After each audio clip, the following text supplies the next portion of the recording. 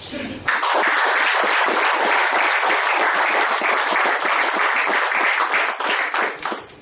Adolf Hitler, Stalin, Pol Pot. When I talk about these leaders, what comes to your mind?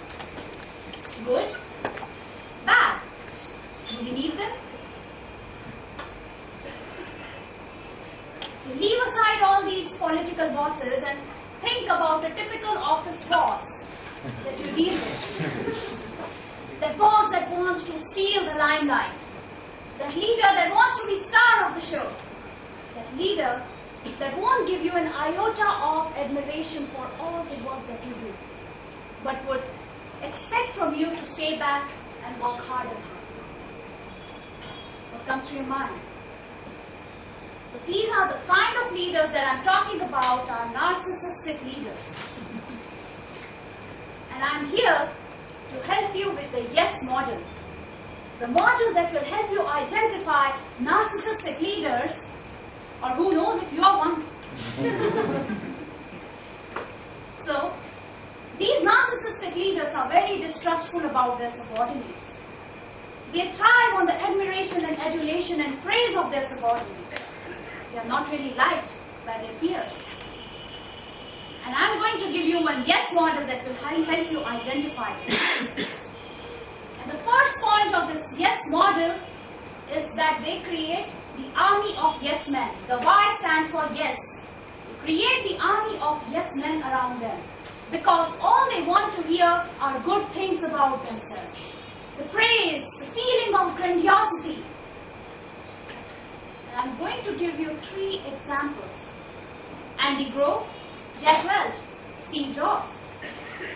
If you just look at them, they are present everywhere, right from Twitter to Facebook. They hire PR managers, they write their own books, their quotes to promote themselves. Because all they want to feel is grand.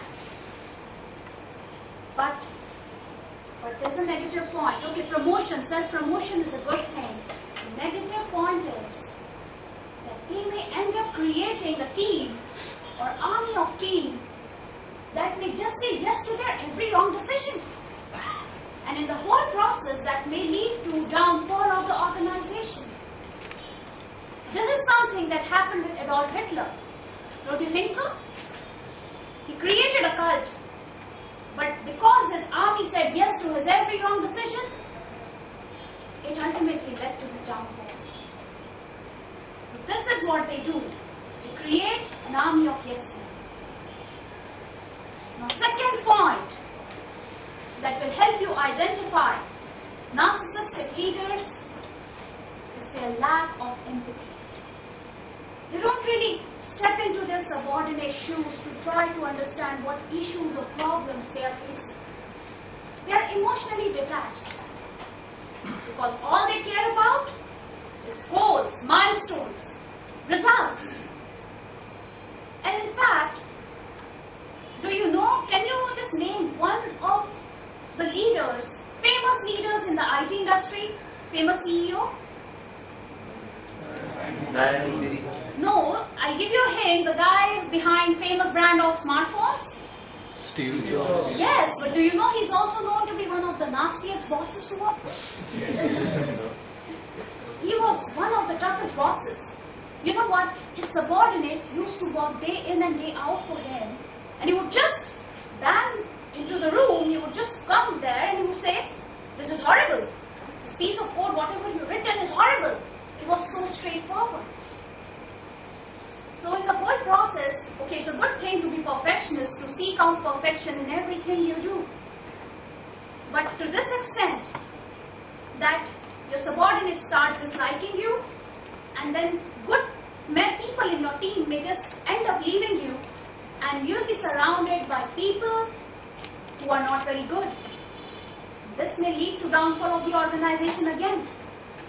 So it's good to be perfectionist, good to criticize, but not to that extent that you may just end up with wrong bunch of people. So this is the second point of narcissistic leaders, lack of empathy. And also, if you know, one of the subordinates of, again, one of the toughest bosses, Larry Ellison, quoted that The only difference between God and Larry is that God doesn't think that he's Larry. So this is another trait of narcissistic leaders. And the third point that will help you identify narcissistic leader, the third point of this yes model, S. S stands for immense desire to succeed. One of the famous leaders who had this immense desire to compete was Jack Welch. Yes, CEO of General Electronics. General Electronics is known to be number one or even number two company in the market. You know of that. You know what his philosophy was? That if number one or number two company sneezes, number three and number four would catch pneumonia. So destiny of number three and number four companies lies in the hand of number one or number two.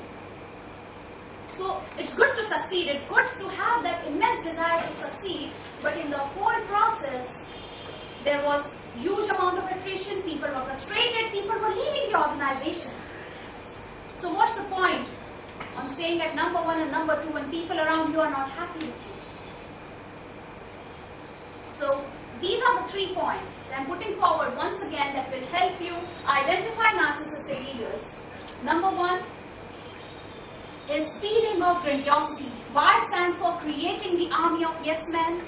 If you or if the boss you are working under is just thriving on admiration and adulation from the subordinates, he's a narcissistic leader. Lack of empathy. If he is not able to understand the problems of his subordinates, yes, he's a narcissistic leader. And 3, immense desire to compete and staying ahead of the competition that will help you identify narcissistic. So maybe they are good. Yes, societies need them. They are game changers. They are the ones who cause revolutions.